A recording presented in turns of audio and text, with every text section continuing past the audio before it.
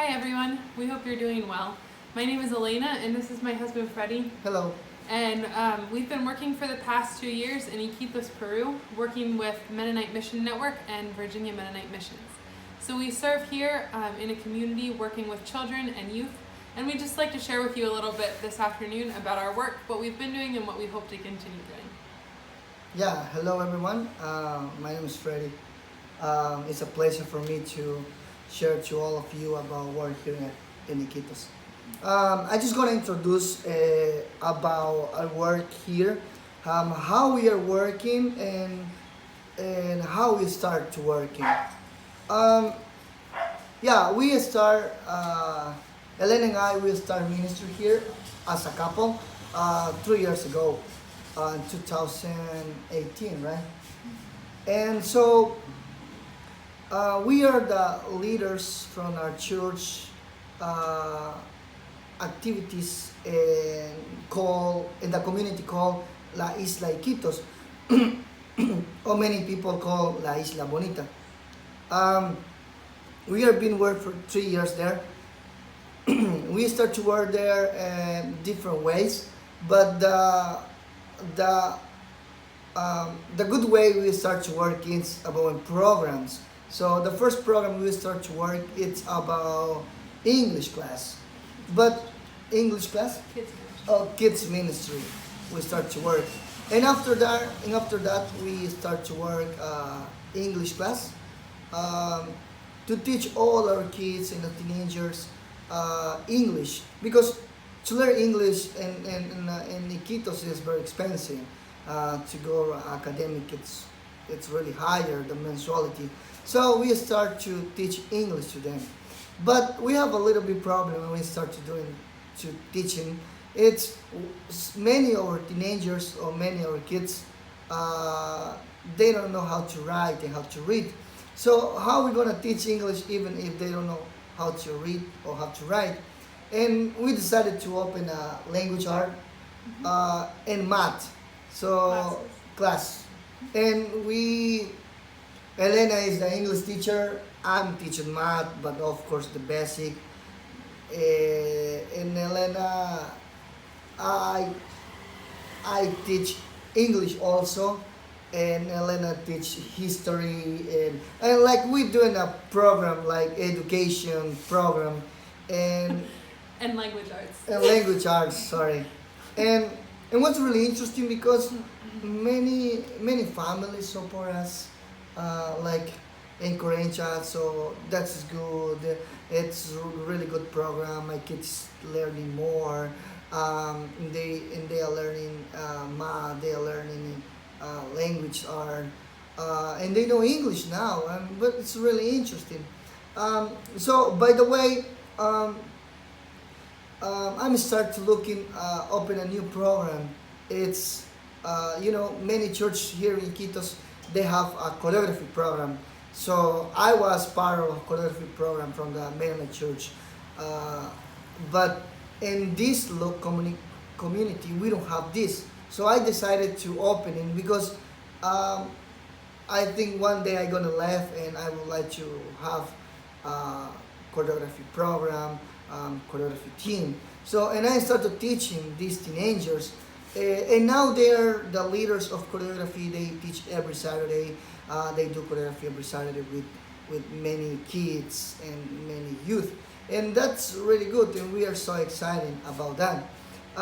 This is the three program we have: the kids ministry, the Juan Brillos. Juan Bridges para Cristo is the program, education program. Sorry, I didn't say that before. This that mean the kids for Christ, and the program also the choreography program, and we are working in this community about these programs for now. And yeah, we also open a youth group. We start with kids, so now we are with youth, and and yeah, we love to do that, and we are keeping working about it. So just so that you can have kind of a better idea of what our daily life looks like, we thought we'd share with you a little bit about what a week is what a week looks like for us. So we start on Mondays. We don't work. Mondays are our day off, so we get our grocery shopping done and take care of things here at the house. Tuesdays through Fridays we have the Bomberillos para Cristo program. So those days we go to the island community every morning, and we teach English and math and reading and writing. And so we do that all morning with the different kids of different age groups. And then in the afternoon we come back home and take a little break, and then usually go back to the island in the afternoon to do a couple of other programs. Freddie usually in the afternoons will have his choreography team, and there's a few days in the afternoons where I have a Bible study with teenage girls there from the island. So we spend most of our time, honestly, a lot more time than we spend in our house, we spend there at the ministry. Then Saturdays are our busiest and also our most exciting day. In the mornings we have Kids Club, which is that's where we get to see all of the children. Everyone comes to Kids Club. And so we start out, Freddie and I, as well as two other families from church, go there, and we start out just with some songs and dancing. The youth that Freddie teaches choreography to will lead the dances with the kids, which they all love. And after that, we split off into different age groups to do kind of Sunday school lessons. Teach the kids the story of different Bible stories. And then after that, we all share lunch together with all the kids that come, and then they're all dismissed and go back to their houses. We go back home too and prepare a little bit for the afternoon, which is when we have youth group. So we come back to the community and share a time of singing and praying and reflection on God's word with the youth. And after that, we share a meal with them as well, which is a really special time for us to be able to connect with them and be able to chat with them about their lives and what's going on. Sundays we have church there on the island as well. Neither of us are pastors, but we help out with the worship and with organization and all of those things. In the church. Mm-hmm. So that's what a typical week looks like for Freddie and I. That's why our weekend is like a full, and our rest is Monday. Mm-hmm. Pandemic. Oh yeah. So I want to share with you all a little bit about this past year. Obviously, our weeks looked very different. So just like you all, our lives were completely turned around a little bit this past year due to the COVID pandemic. So in Iquitos, there was quite a bit of sickness. Actually, at one point, all of the hospitals in the city had to close down. And since we're an island city, it's not like if you got sick, you couldn't go to one of the neighboring towns for medical care. It was actually there wasn't any hospitalization available for quite a while. Closed. And so the entire country of Peru, and especially our city of Iquitos, was for several months on a very strict lockdown where no one was allowed to leave their houses unless getting groceries or something like that. And so for us, it was really difficult to know, how do we serve, how do we be present with these people when we're not actually physically able to be there? So one of the first things that we did, and I think a lot of you know about this already, is that just right at the beginning when things began to shut down, we started looking for some funding to put together grocery kits to give to different families. Since the community where we work is quite low income, most of the families don't have a lot of resources and don't have any kind of savings, and weren't able to work because of the pandemic. There was a lot of fear and a lot of worry about where are we going to find our food. So for those first couple of weeks, we were able to work in that way, raising money to buy rice, to buy beans, milk, flour, oatmeal, just really basic things that we could give these families so that they could eat with their entire family for several days. And so we were looking for enough money to be able to give to about 60 families. And we raised like 3 times more than what we were asking for. So we were actually able to give to quite a few more families, and we were able to give at 2 different times during those first couple of really scary months in the pandemic. realized that while we weren't able to physically be with the community where we work, that the work that God is doing there doesn't stop.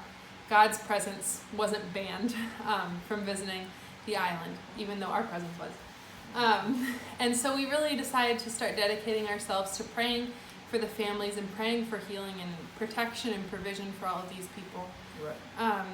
And not only, this wasn't just something that Freddie and I did, but it was something that we saw throughout the churches in the city of Iquitos. Every Sunday, the churches got together and just online and would do a time of prayer for healing for the city. And especially right after all of the hospitals shut down, we did a kind of a 24-hour prayer clock where each church had an hour that they were supposed to just be covering the city in prayer. A lot of us fasted and were just really, really praying for healing for our city. And it was a beautiful thing that the week after that event, for the first time in all of the pandemic, we began to see the numbers of people who were dying and the number of people who were being hospitalized drop significantly. At that point, they weren't hospitals either, but the level of contagion was going down significantly. And actually, we got to the point in, I think, the end of July, where they decided that Iquitos had herd immunity. There were no new cases in the hospitals. People were able to start going back to work and to do more normal activities, which was such a blessing. And so we feel like during this time, we were really able to learn a lot about the power of prayer and how we can minister through that. So that was a beautiful thing during these months of challenge. Yeah, what's a really challenge for us to do that.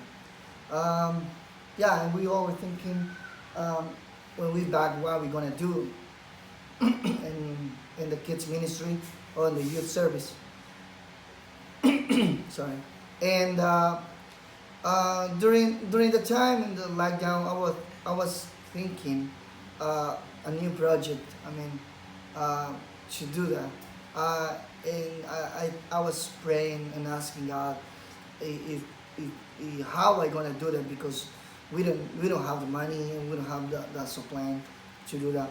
So I was thinking to do a music project and like to have our own worship team in the island, because in our community there's some churches also around the community, but they're just used to have tambourine, but I would like to have something different, like to have a worship team, but we don't have any instrument, like we don't have nothing. And yeah, and I was praying and I was talking to Lena, so how are we gonna do that, if that's possible? And yeah, I don't know if some of you received the project of music. Elena sent many letters, so many of you, to raise money for buy instrument. We planning to buy just one speaker, not really expensive. We just planning to buy one guitar, one piano, and one microphone, and one small drum called cajon peruano. Yeah, by the way, we just raising money, and we get more than we thinking to get, and that allow us to buy a very good instrument, like very good quality. Like we bought a very good speaker. We bought 2 microphones. We bought a very good cajon peruano, and we bought what else? A piano, and all the supplies we need to be a worship. And also, we're gonna teach our youth and our kids to play instrument. This is one of the things we would like to have, a band in the community, a Christian band, and we're gonna teach all the teenagers. I know there's many talents in this community, and we can bless this community with this project, and also because they don't have school now, and I gonna get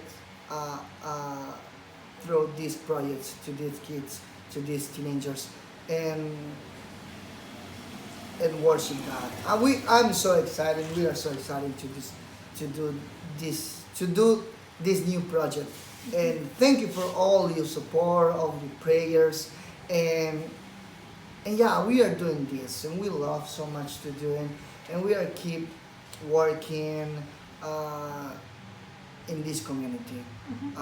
Yeah, we are so excited, and thank you so much for for support us. Neither of us are actually very musical.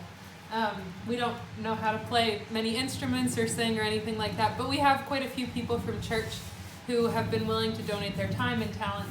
Yeah, we have two teachers. That's really good.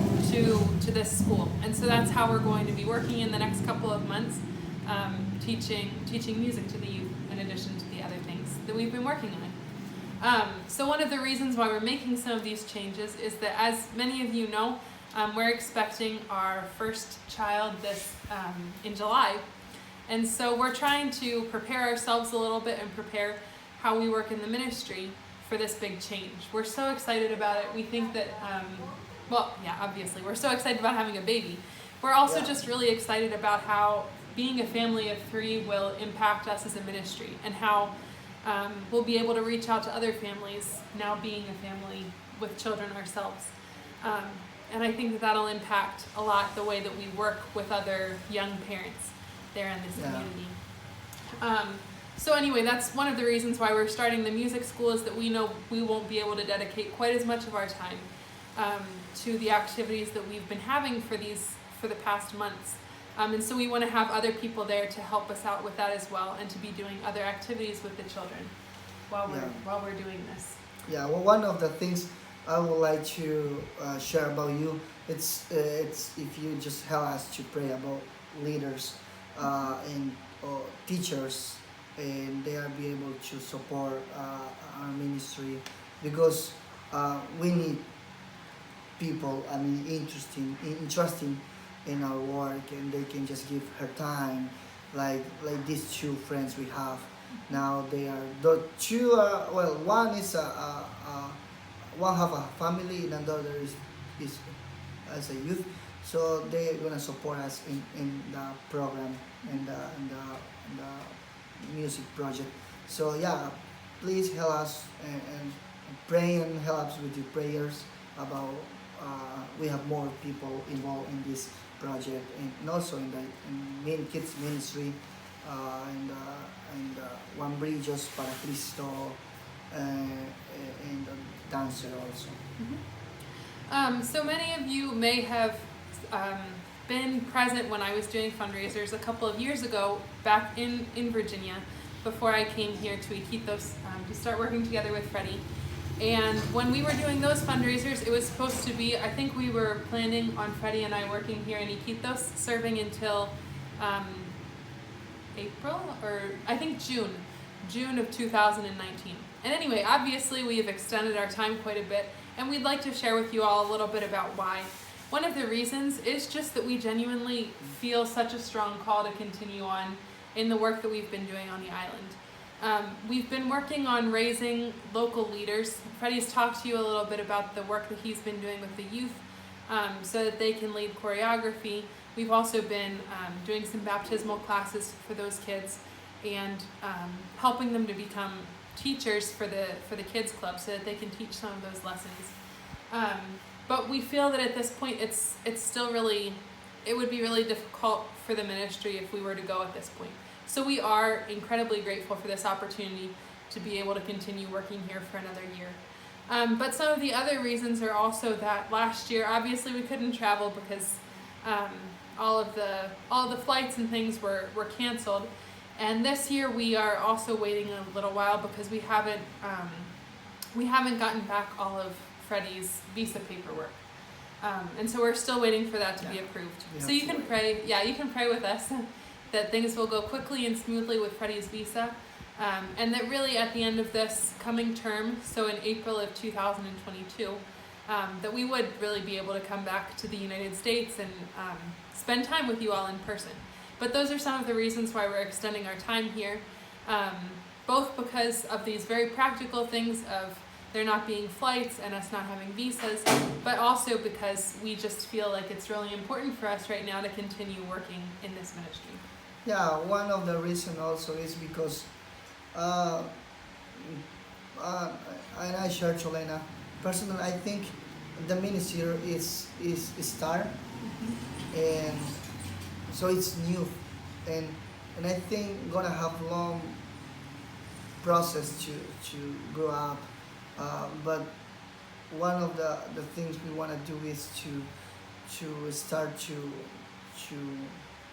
what is To it? let go. To let go, Mm-hmm. and raise leaders from from the community, and um, to when we go, we're gonna be uh, we're gonna be like, don't worry about what's gonna happen or what's gonna do, because we already know the people we we guide or we teach, and we're gonna trust to them. They're gonna do a good job in the community. So this is one of the things maybe God also allow us to stay here longer. And one of the things I want to let you know, maybe if some of you wanna do mission trip or in some place, or serve in some church and some kids club, or youth service, it's God always change plans. We have before we have plans, we have to travel to United States. We're gonna be there, but so we already have 3 years here. So God's plans are better than yeah, ours. and we are and we doing a great things in this community, like the music project, One Bridge para Cristo, dancing, choreography program, youth program, kids program, and we are so blessing.